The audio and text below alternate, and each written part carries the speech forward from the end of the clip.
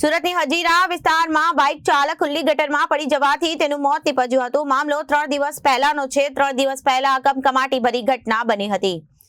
Hazira road પર ONGC કંપનીના service road ખાતેની આ ઘટના છે। બાઇક પર જતો યુવક ખુલ્લી ગટરમાં ખાબકાતા તેનું મોત નીપજ્યું હતું। ઘટનાના સીસીટીવી પર સામે આવ્યા છે।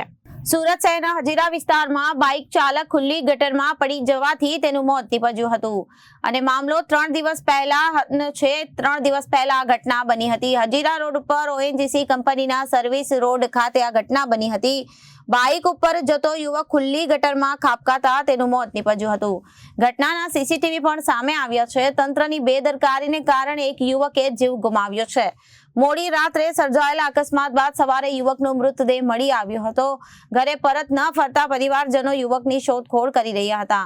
25 વર્ષીય સુભાષ છોટુરામ નામના યુવકનું મોત થયું હતું। ઈચ્છાપોર પોલીસે વધુ તપાસ હાથ ધરી છે। Reporter Arvind Rathod, Janadesh news, Surat.